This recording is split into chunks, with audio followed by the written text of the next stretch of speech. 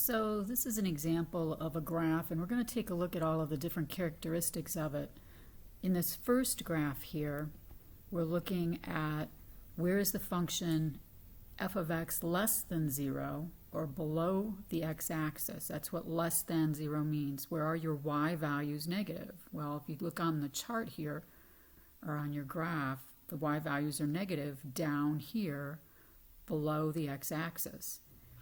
Where are they above the x-axis? That's where your y values, that's what f of x is.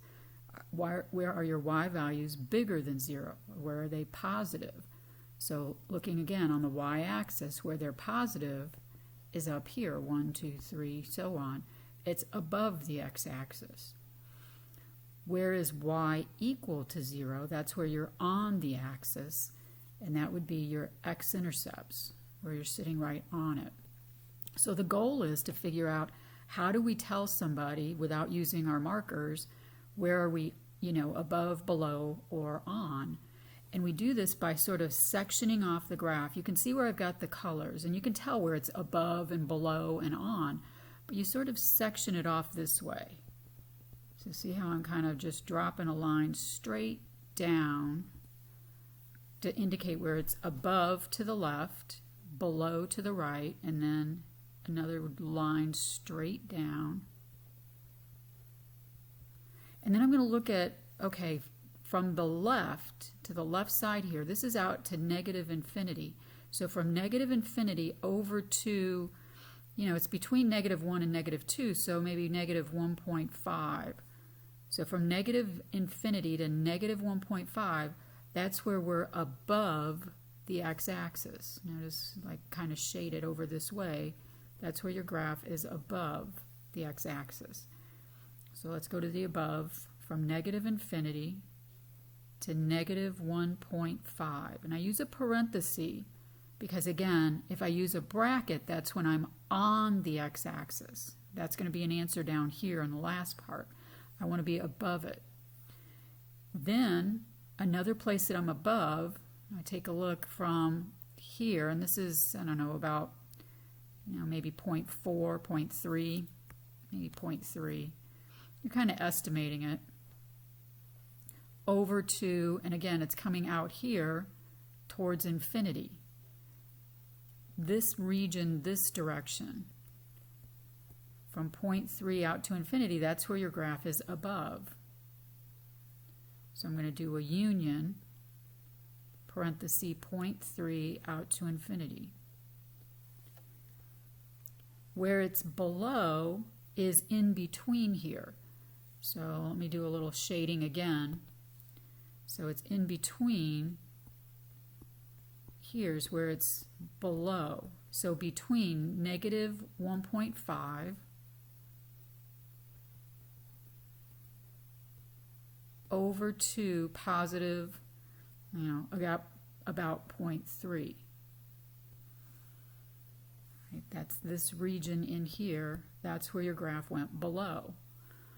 Where is it on the axis? All right, so this is where, let me change my pen color here. This is where we're on the axis. So at negative, so when x equals negative 1.5 exactly, or 0.3, that's when you're on the x-axis. Right. So for the second graph, we're looking at where is the function increasing and where is it decreasing. So it's increasing from left to right as we read. Notice we're going downhill, downhill, downhill till we hit right about here. All right, I'm going to kind of draw a dashed line in again. Right about there. Then we start going uphill. From left to right, you're going uphill. You're taking your finger and you're going down, and then you're going up until you get to here. And then your finger kind of starts going down again. So where am I increasing? It's where I'm yellow. And again, we don't go from bottom to top. We go left to right.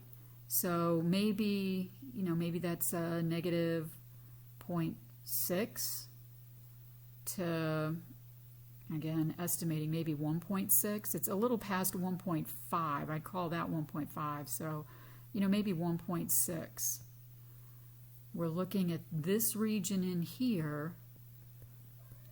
That's where you're going uphill from the x value of negative 0.6 all the way over to 1.6. And when we do increasing and decreasing, we always use parentheses, right? Because the endpoints, the actual points themselves, don't increase or decrease. So where we're decreasing, all right, let me change my colors up again. That would be, you know, over here in this region, and over here where we have the pink over this way. So anything less than negative 0.6, so from negative infinity all the way over to negative 0.6, that's where you're going downhill. Again, you're looking at the x-axis. We're not looking at what's the low point. We're looking at the x-axis. And then looking at the x-axis starting here at this line, 1.6, out to, and again, you're going to be outgoing this way towards infinity. Okay. So again, we're looking at like segments of the graph, left to right. For this next part, the domain, these are your x values. Where does the graph start and where does it stop from left to right? Okay, so let me again get a little bit better pen here going. Oops, lost my pens.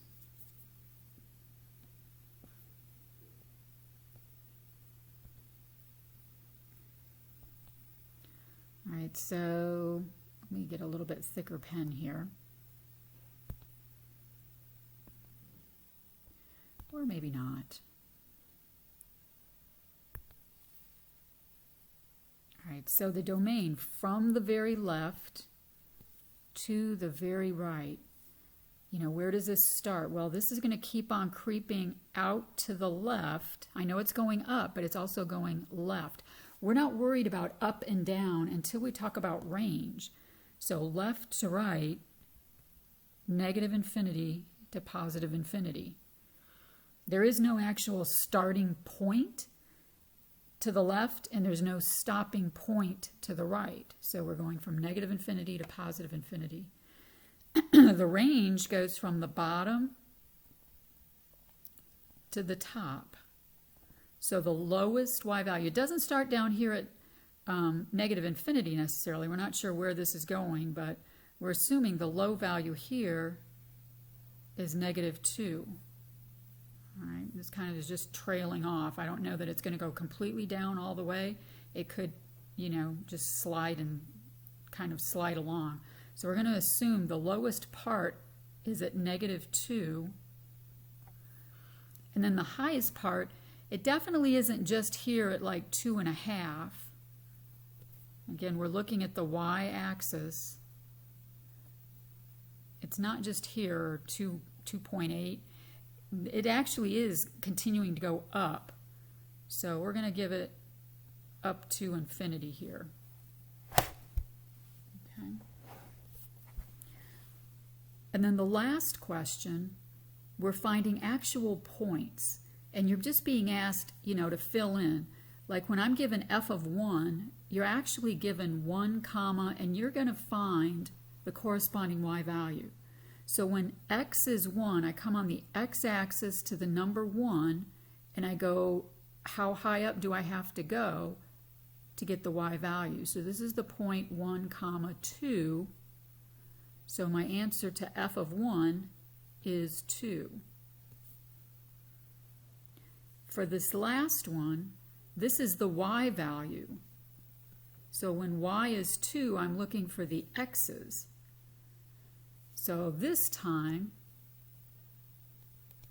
I'm coming up on the y-axis to the number 2, and I'm seeing how far over left or right do I have to go to get the point. Well, the one over here on the right, we said was the point 1, 2.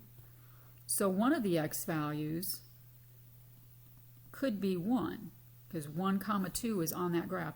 The other one over here is about negative 1 point, I don't know, maybe negative 1.7, and then it goes up 2. You could also argue that that's like 1.8 maybe. You have to come clear way over here and then go up, so whatever that point is there. So I'd say x could be about negative 1.8. So there were 2 points that had the y value of 2. I'm looking at the y value of 2, so I go up the y-axis and I scoot over either left or right and try to hit the graph. For this one, I went on the x-axis to the number 1, and I either go up or down till I hit the graph, and I had to go up 2.